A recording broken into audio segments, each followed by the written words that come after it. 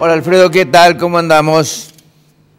¿Qué tal, Ricardo? ¿Cómo estás? Aquí andamos Bueno, con el dólar insomnio del presidente. así es. Pero permíteme que antes me adhiera a tus palabras de condolencia para la familia del contador Bertainan, que ha sido una persona muy querida en la profesión, que fue presidente del Consejo, fue secretario de Hacienda. Así que quería, digamos, adherirme a tus palabras. Por supuesto. Y vamos entonces a lo del dólar, al tipo de cambio, que sin lugar a dudas, de nuevo, está en los titulares, ¿no? Yo suelo recordar que hace muchos años, yo creo que ya lo comenté una vez en el programa, una de las primeras notas que escribí para una revista que era para los profesionales de ciencia económica, que se llama Consultora, recuerdo que el título de esa nota sobre la coyuntura económica se llamaba "El dólar, la vedette de la temporada". Porque y estoy hablando de cuando yo recién me recibía, ¿no es cierto? Hace muchísimos años. Y bueno, porque recurrentemente, lo hemos dicho, Argentina tiene crisis recurrentes en su sector externo, y ahora ya hay cierta expectativa de que el acuerdo con los deudores tranquilice un poco el mercado cambiario. Sin embargo, da la impresión que esa tranquilidad no es tan importante, digamos, ¿no? Todos sabemos en Argentina, cualquier persona, no hace falta ser economista, sabe que si el dólar vale 10 y después de cierto tiempo vale 20, pero los precios se multiplicaron por 2, la gente dice, no, el dólar vale lo mismo, ¿no es cierto? ¿Por qué? Porque le sacamos la inflación a la evolución del tipo de cambio nominal. Eso se llama tipo de cambio real, es decir, sacándole el efecto de la inflación. Cuando uno además quiere compararlo con otra moneda, además de sacarle la inflación, digamos, al precio en pesos, hay que sacarle la inflación a la otra moneda. Claro. Y entonces se llama tipo de cambio bilateral cuando yo comparo la moneda argentina con la moneda de Estados Unidos y saco las dos inflaciones.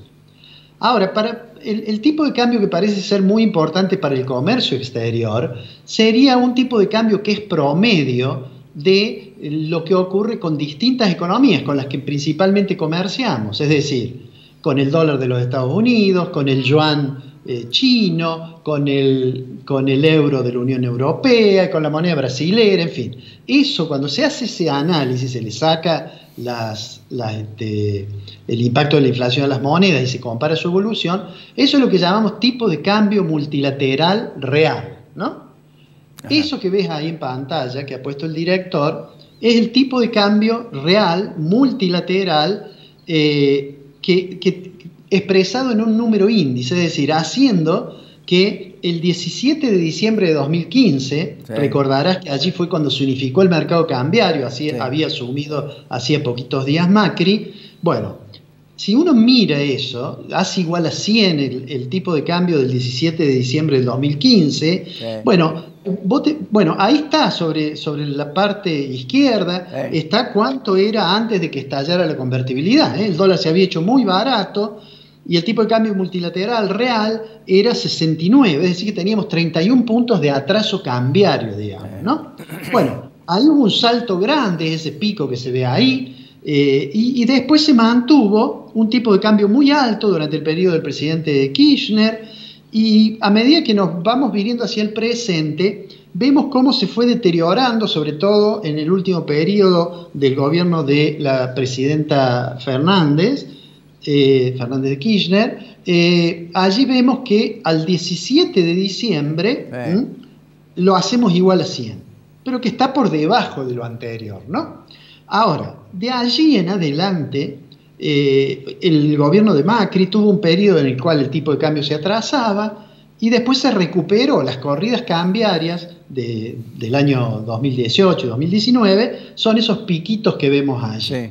Y finalmente, cuando entregó el gobierno, digamos en diciembre del 2019, el tipo de cambio estaba un poco más alto de como lo había recibido, es 124, sí, con relación al 100 que habíamos fijado a comienzos del periodo, ¿no es cierto?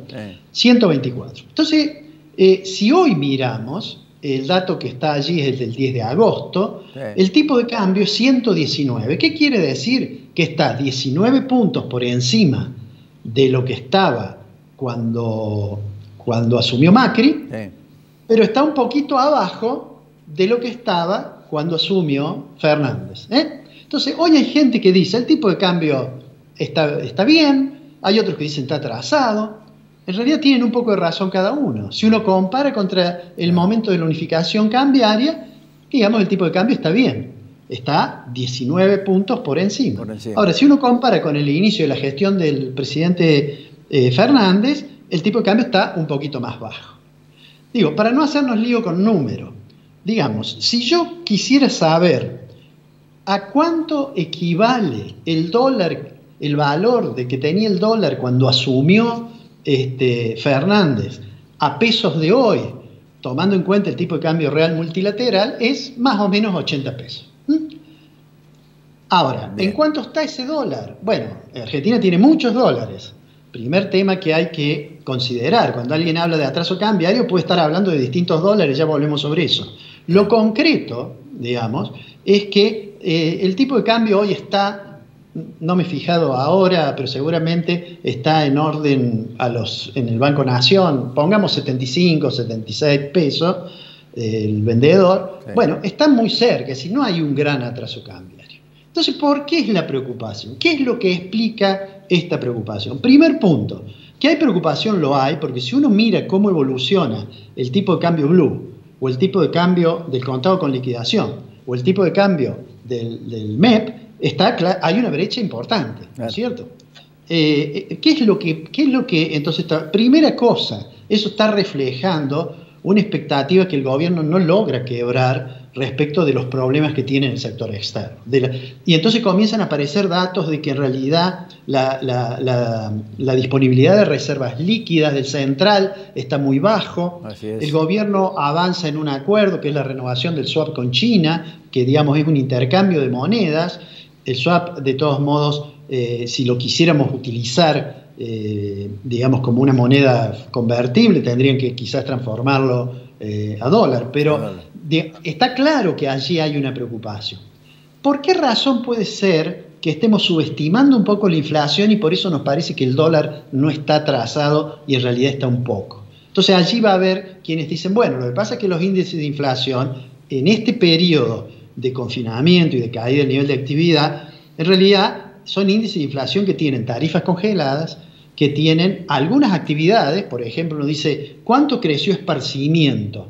Y uno va a ver en el índice del consumidor, por ejemplo. Si ahí entra el esparcimiento en cines, bueno, no hay cines. No hay cines. De manera tal que hay precios que probablemente se estén escapando.